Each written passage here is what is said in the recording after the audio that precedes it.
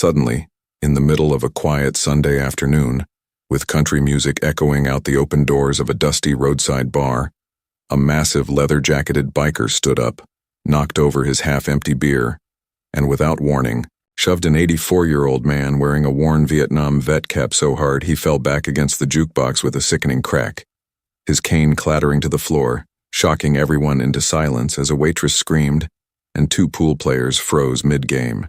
The biker growling, "Get out of here, Grandpa, this place ain't a retirement home." But what happened next was more shocking than anyone could have imagined, because in exactly 30 minutes, with the sun still hanging low and the scent of pine in the air, a Black Hawk helicopter unit thundered into view and landed with a blast of dust just outside the bar. And as its rotor blades roared like a beast awakened, 6 fully armed commandos from the elite Black Cobra division stepped out in tactical gear, eyes scanning the scene with icy precision, and what they were about to do turned that sleepy bar into a memory people would whisper about for decades, because the man on the floor wasn't just a frail old vet. He was a national war hero, a retired major general, and the man who trained the very same Black Cobra team now staring down that stunned biker with cold steel resolve. But how did it come to this? And why did a simple bar scuffle turn into a military response so swift and exact it felt like a covert op in a foreign war zone? It started hours earlier, when James Red Dalton had stepped out of his pickup, brushing off the Oklahoma dust from his slacks, his gait slow but proud, shoulders broad despite the years, silver hair tucked under that faded cap embroidered with medals only true soldiers recognized. He wasn't just another old man, and the way he nodded respectfully to the waitress and tipped his head to the bartender said everything about the kind of dignity he carried into any room. But dignity these days didn't mean much to the wrong people, especially not to Rex Slug Harvin, the arrogant, loud-mouthed biker with a track record of DUIs, bar fights, and intimidation games who sat at the far end of the bar surrounded by 2 hangers-on with more beer than brains.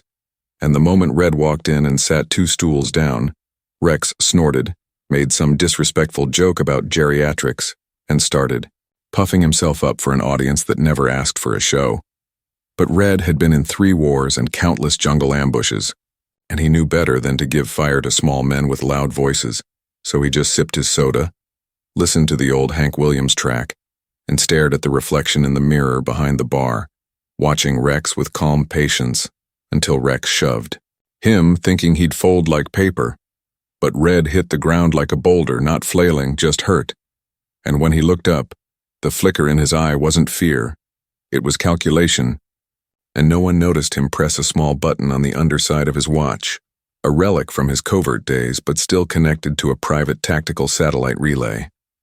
A silent ping was all it took for the Black Cobra response team to be alerted, and from Fort Walker 60 miles away, Captain Aaron Stone was already issuing a scramble order, because Red wasn't just a legend, he was family, mentor, the very man who had pulled Stone out of an ambush in Kandahar when everything went to hell, and that team owed Red their lives in blood.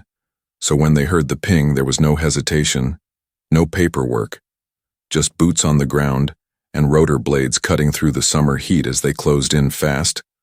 While back at the bar, Rex was bragging to the pool table crowd, calling Red just another old freeloader, laughing as the old man was helped into a chair by the waitress who now had tears in her eyes, knowing full well the stories behind Red's name and the medals he once refused to display out of humility.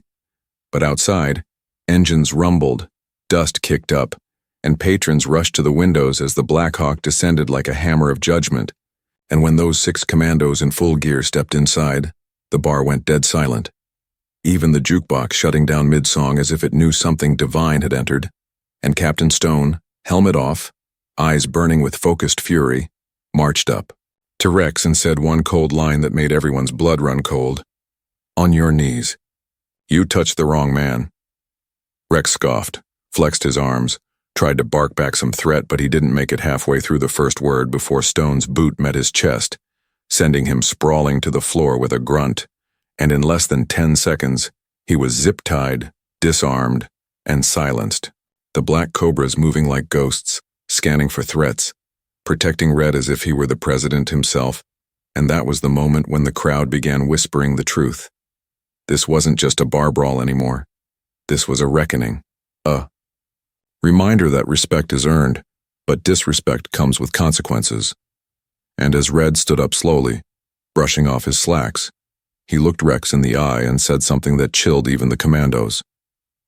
That's the last time you ever raise your hand to a veteran, because we don't fall, we call. The moment burned into every phone that recorded it, and within hours it was viral. News channels picked up the footage and the country split in two. Some shocked at the military response, others furious. A war hero had been humiliated. But for those who really knew Red's story, the truth was deeper, bloodier, and far more dangerous than anyone imagined. Because Rex wasn't just a loud biker. He had connections, dark ones, and as night fell over that quiet town, someone else started watching. Someone far more dangerous than a bar bully. And Red knew it the moment he saw the black SUV parked outside his motel that night, engine running, no plates, because this wasn't over, not even close. And if the past was rising again, it meant the real war hadn't even started yet. And this time, it wouldn't be overseas. It would be right here on American soil. As the sound of the Black Hawk faded into the distance and the bar slowly returned to its uneasy hum, Red stood outside the motel under a flickering neon light, staring at the black SUV that hadn't moved in nearly an hour, its windows too dark to see inside, engine idling like a patient predator, and though his body was tired and sore from the earlier assault, his instincts had snapped wide awake. The same instincts that had saved dozens of lives during Black Ops in Saigon and the Honduran jungle, and now whispered that what just happened wasn't the end, but the trigger. Because men like Rex Harvin weren't brave enough to act alone, especially not against a well-known veteran whose photo still hung in military halls across 3 states. So Red tightened the belt on his trench coat, glanced once toward his motel room where a duffel bag with emergency gear sat half-zipped, and without hesitation stepped into the shadow of a different war he'd thought he'd left behind decades ago. And as he approached the SUV with calm, deliberate steps, it suddenly peeled off with a screech, kicking gravel into the air, disappearing into the highway mist like a ghost. But not before Red caught the glimpse of a tattoo on the driver's wrist, the unmistakable mark of a mercenary group he'd once helped dismantle in Colombia called Blood Raven, known for targeting high-ranking ex-military personnel and flipping them for profit or silence, which meant this was deeper than revenge for a biker's humiliation. This was personal, funded and planned, and Red knew the only reason he was still breathing was because whoever ordered this wanted something first. And maybe they thought age made him weak, but they'd just made the oldest mistake in the book. They poked a sleeping lion, and now it was time to wake the pride, because Red wasn't just some forgotten soldier.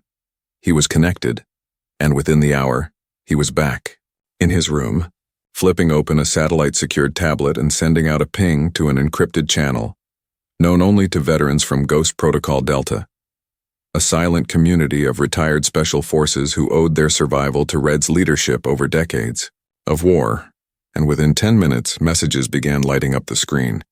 You call, we come. Where and when, sir? Standing by.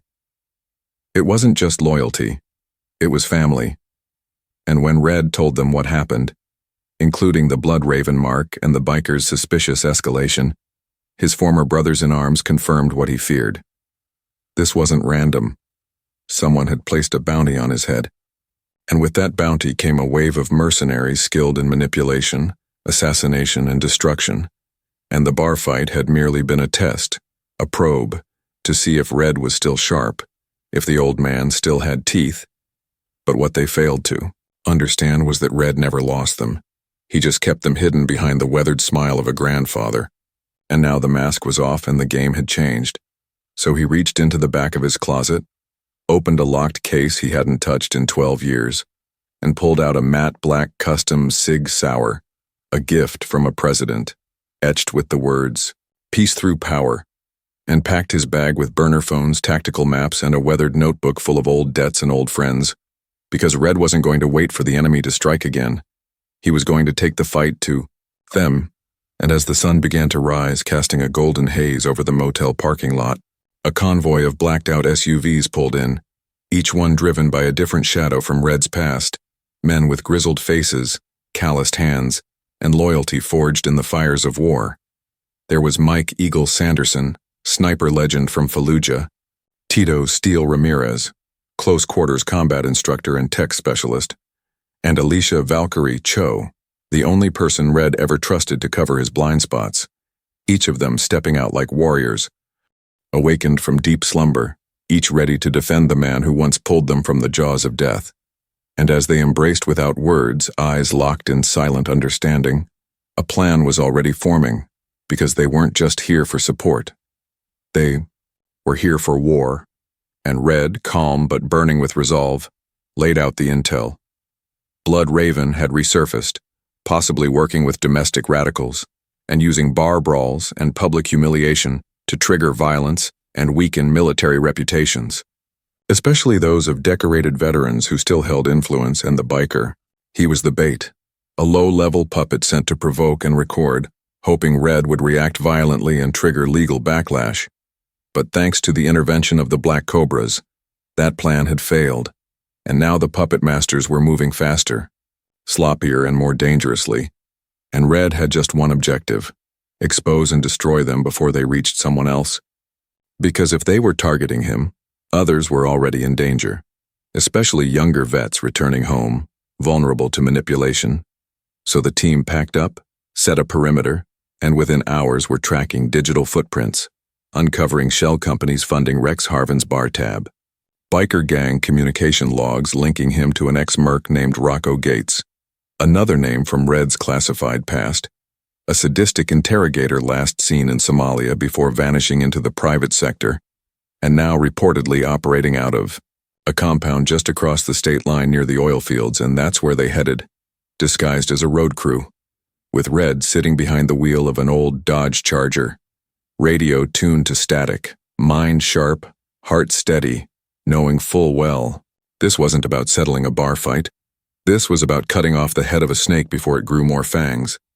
And as they approached the compound under cover of dusk, heat waves shimmering off rusted fences and armed guards lazily patrolling the entrance, Red gave the signal, and the team split, Valkyrie heading toward the east ridge with a drone uplink, Steele prepping the EMP disruptor for the security grid, and Eagle settling into a sniper nest high above with a line of sight to the compound's main gate. And as Red moved in through the back trail, his breath steady, knees aching but not faltering, he thought about the message he wanted to leave behind. Not one of vengeance, but of dignity reclaimed. Because too many veterans lived quiet lives, of humility and pain while being disrespected by people who never knew the meaning of sacrifice. And this mission, this war, wasn't just for him. It was for every soldier ever spat on, ever laughed at, ever pushed aside like a relic. And that righteous fire made him move faster, hit harder. And when the first guard appeared, Red didn't hesitate. 3 swift moves: disarm, choke, silence, just like the old days. And within 18 minutes, the team had breached the compound, uncovering files, hardware, evidence of coordinated attacks, names of other veterans marked as targets for online smear campaigns, and staged public confrontations, all funded by Blood Raven's New Front, a defense lobbying group with ties to black market weapons deals. And just as they began transmitting the data to federal channels, a siren wailed. The compound had a secondary alarm, and a dozen armed mercs swarmed the perimeter, pinning the team into a firefight, bullets slicing through dust and metal as Red dove behind a shipping crate, returning fire with precision, barking commands, flanking with steel while Valkyrie laid suppressive cover, and Eagle picked off hostiles one by one, until the last merc fell with a gurgled cry and silence returned, smoke curling into the night sky as Red stood, panting but undefeated, and looked around at the carnage with steely eyes, not celebrating, just confirming survival.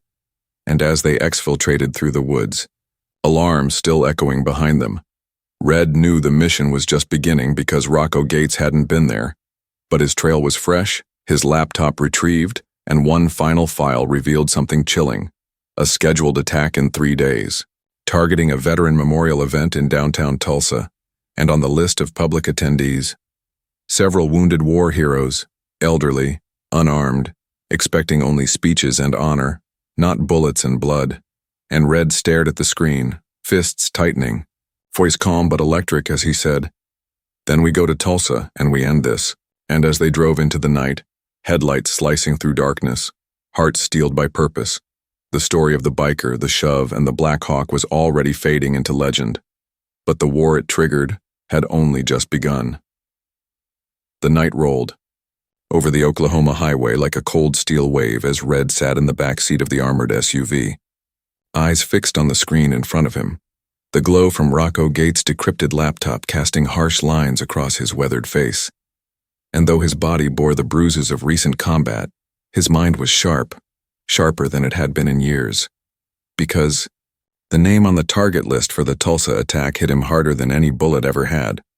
Sergeant Linda May, one of the last surviving members of his original unit from 1971, a medic who once pulled Red from a collapsed jungle cave under enemy fire, who never sought recognition, who spent her post-military life organizing free health camps for veterans with PTSD, and who in just 72 hours would be standing on a memorial stage in downtown Tulsa, surrounded by dignitaries, schoolchildren, and elderly war heroes, completely unaware that a ghost from their past had returned, not to honor the living but to silence them permanently.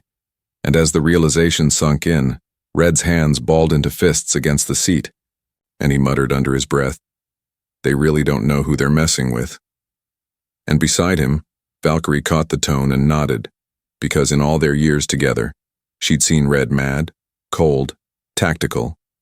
But this was different. This was personal, and when it got personal for Red, things didn't just change, they exploded. So by the time they reached the outskirts of Tulsa, the team was already operating on full protocol, splitting into scout cells, renting a shell building across from the Memorial Park, and using backdoor digital channels to access the city's traffic cam feeds, drone grids, and police activity. Logs and what they found confirmed the worst. Over the past 6 months, Bloodraven had quietly moved several security vendors into Tulsa under the guise of private event contractors, men trained in evasion, urban assault, and misinformation, who had positioned themselves as caterers, janitors, and audio-visual techs for the event, all wearing friendly smiles but carrying encrypted radios and stashed firearms. And Red, now operating in near total silence, took the floor of their new ops center and began sketching the layout of the attack, deducing that the strike would happen during the moment of silence, when the crowd would be bowed, eyes closed, defenseless and with sniper nests ready in the 2 buildings facing the stage. The goal was simple: execute key speakers, cause chaos, and have a fake terror cell take credit to start a new wave of anti-veteran sentiment. And Red's voice cracked through the room like a thunderclap. "Over my dead body." Because if there was one thing the enemy still didn't get, it was that Red's network didn't operate under any flag or paycheck. It was driven by honor, a bond of blood that couldn't be sold or shaken. And as they reviewed blueprints, schedules, and visitor manifests, Eagle confirmed something that turned Red's blood cold. One of the sniper nests was rented under a fake ID by none other than Rocco Gates himself, which meant he wasn't just funding this operation. He was leading it, watching from above, as the bullets flew, and maybe even planning to end it with a suicide detonation to bury the evidence. And Red knew what that meant. This wouldn't be a clean surgical strike to stop the hit. It would be a full-blown urban counteroffensive under civilian conditions, with no backup, no laws, and no room for error, because failure meant not only death for Linda May and countless others, but also a media narrative that would paint Red and his team as rogue vigilantes if anything leaked. So the operation had to be perfect, silent, and absolute. And the night before the event, as the city slept and the memorial stage was being assembled, Red sat alone in a folding chair on the rooftop of the shell building, looking out over the city, thinking of the war letters he never sent, the friends who never came home, and the promise he made to himself long ago, to never let the enemy write the last chapter. And that promise became his fire as dawn broke, and the operation began, with Valkyrie infiltrating the AV booth under a fake vendor badge, Eagle setting up a hidden perch with a decoy camera on the west side to draw attention, and Steel wiring EMP charges under the streetlights to temporarily knock out digital surveillance the moment things went loud.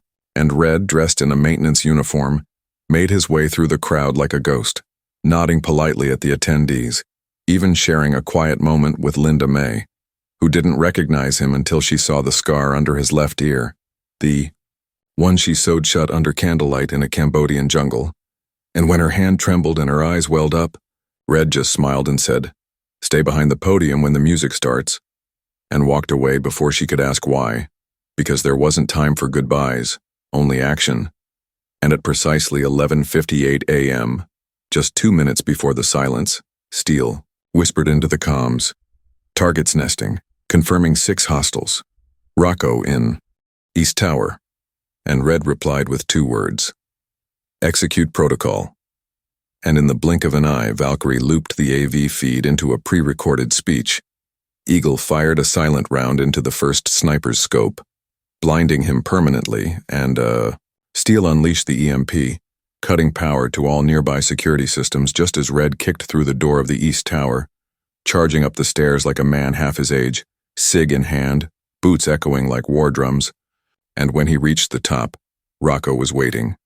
Older, heavier, but still deadly, holding a custom rifle pointed at the window, grinning like the devil himself. And as Red raised his weapon, Rocco spoke first. "You should have died in Laos." And Red, without blinking, replied, "You should have never come to my country," and pulled the trigger. But Rocco dove sideways, bullets tearing through glass and concrete as the 2 veterans of Shadow Wars clashed in a brutal hand-to-hand duel that knocked over desks, shattered windows, and left blood streaked across the floor. And finally, after a savage elbow to the jaw and a knee to the spine, Red slammed Rocco's head into the control console, snapping the comms mic and knocking the man cold, then tied him to a radiator with zip ties, marked the location for the feds, and signaled the all clear just as Linda May stepped onto the stage below, alive, safe, and unaware that just moments ago, her legacy nearly became a headline. And as the final notes of the anthem rang out, Red disappeared into the crowd, unseen, unthanked, because heroes don't wait for applause. They moved to the next fight, and later that night, as news broke about the foiled attack, not one word was said about Red or his team, only that anonymous tips led authorities to multiple mercenary arrests.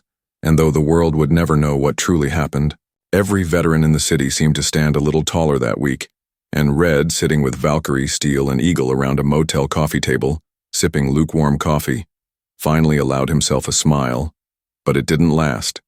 Because the laptop they recovered had one last message from a hidden file labeled Phase 2, and when decrypted, it showed surveillance photos of a veterans rehab clinic in Arizona, 3 dates, and a familiar signature at the bottom. One, Red hadn't seen since the darkest days of Panama. M. Stroud, an ex-CIA handler turned rogue operative known for building sleeper units from discarded soldiers, and Red leaned back, eyes narrowed, whispering. So it wasn't just Blood Raven. And suddenly the mission felt larger than before, deeper than before, and the team fell silent as the weight of a new storm settled over them. But even in that silence, their purpose only grew louder because they weren't just stopping attacks anymore. They were unearthing a war buried beneath the surface of America itself, and the only way to win now was to burn the whole web to the ground. The motel room felt colder the moment Red closed the laptop, and the flickering ceiling light above him seemed to echo the static he felt inside. Because the name M. Stroud wasn't just another ghost. From the past, it was a shadow that once pulled Red deep into a black ops world he'd vowed never to revisit. A place where orders were handed down without names. Targets were civilians labeled as threats. And every mission ended with a burner phone tossed into a river. And as Steele leaned over to read the decrypted file, the tension in the room thickened. Because the photos weren't just surveillance, they were time-stamped live feeds. Meaning Stroud wasn't watching from the past, he was watching now. Tracking veterans across the country like chess pieces, and this time his target was Unity Haven, a modest rehab clinic in Arizona known for treating PTSD-afflicted soldiers rejected by the VA, a place Red had once helped build with donated funds and a promise that no brother would ever be forgotten there, but now it was flagged as a testing ground, and that meant only one thing. Stroud intended to run a psychological war trial on innocent patients, likely using experimental drugs, staged threats, or worse, to break them, bend them, and see who could be rebuilt into a weapon, and Red's jaw locked as he stood and said only one thing. We moved tonight. And within 2 hours, the team was airborne in a civilian cargo plane under cover of a medical supply run, with Eagle monitoring satellite heat maps, Valkyrie quietly scrubbing their digital trail, and Steel modifying tactical gear to resemble local EMT units, because infiltration, without detection, was the only way in, and by the time they reached Unity Haven, a low moon hung over the desert, casting long shadows across the sand as the clinic came into view. 5 single-story modular buildings, guarded not by security staff, but by unfamiliar men in desert, Camo standing too still, scanning too aggressively and carrying rifles that didn't belong in a rehab zone, and Red knew at once. Stroud had already started Phase 2, so the team split, with Valkyrie moving to disable the perimeter feed, Eagle climbing the ridge behind the complex to provide overwatch, and Steel and Red approaching the back fence under the hum of a passing wind, cutting through with wire shears, and slipping into the shadows between the generator units, and what they saw next chilled them both. Inside the clinic, soldiers barely in their 30s were strapped to chairs, IVs running dark liquids into their arms, eyes wide and vacant as flickering screens in front of them showed twisted propaganda. Combat footage looped with distorted audio, images of flag-draped coffins cross-faded with marching orders and trigger cues. And on a glass panel nearby stood Stroud himself, older now, bald, in a clean black uniform, clipboard in hand, flanked by 2 mercs with stun batons and medical gloves, as he watched one patient convulse and another begin to cry without understanding why. And in that moment, Red didn't just see a traitor. He saw a demon pretending to be a patriot, and the rage that filled him burned hotter than anything since Saigon. But before he could move, Steel whispered, 2 more guards at 3 o'clock, and they ducked as flashlights swept their way, forcing them into a nearby supply closet, where they discovered boxes marked not with medical brands but military tags. Neurocreep Compound B12, property of Black Hill Research, and that was the final confirmation. Stroud wasn't working alone. He was funded, protected, and likely backed by a rogue element within the intelligence community. And this meant one thing to Red. The war wasn't ending, it was evolving, and the only way to protect Unity Haven and every clinic like it was to expose the entire network, live and on record, so he gave the order. Steel, disable the IV pumps. Valkyrie, start uplink. Eagle, fire a warning shot at the generator tower on my mark. And seconds later, chaos erupted. Lights flickered out. Alarms began to scream. And in the confusion, Red stormed the lab room, tackling the first guard, slamming his head into the floor before firing 2 clean shots at the others, while Stroud stumbled back, shocked to see Red alive, let alone charging straight for him, and the look on Stroud's face, half fear, half arrogance, only fueled Red's fire as he pinned him against the wall, growling, "You broke every oath we ever took." To which Stroud sneered, "You think these broken men still matter? They're tools. Spare parts, I'm giving them purpose," and that's when Red snapped, lifting Stroud off the ground and slamming him into the operating table, breaking the man's collarbone in one sickening crunch. And as he collapsed, Valkyrie burst in, tossing a flash drive onto the table. "We got the whole feed, files, audio, names, even the supply chain." And Red grabbed the drive, looked at Stroud's gasping form and said, "This is going straight to Congress. You're done." And for the first time, Stroud's confidence cracked because he knew that exposure was the one thing even his high-level allies couldn't cover up. So the team moved fast, carrying the patients out on makeshift stretchers, injecting them with stabilizers and signaling an emergency evac to a retired Special Forces medic camp 10 miles out. And as they fled into the rising sun, the first Black Hawk arrived, not to save them but to kill the evidence, guns mounted, rotors spinning fast, and as it descended, Red grabbed a signal flare and fired into the sky, marking the ground for Allied extraction, while Eagle, perched high on the ridge, locked on with an anti-armor launcher borrowed from their stash, and in one deafening explosion, the first chopper burst into flames, crashing beside the compound, forcing the second Black Hawk to retreat, and the sound of those rotors fading into the dawn was the sound of victory, temporary but earned. And later that night, as files were securely handed to a whistleblower senator under military escort, Red sat on a hill outside the recovery camp, watching the patients finally sleep in peace, and he felt something he hadn't in years.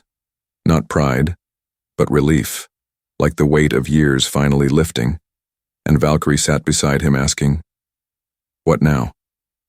And Red simply replied, "Now we let the world decide."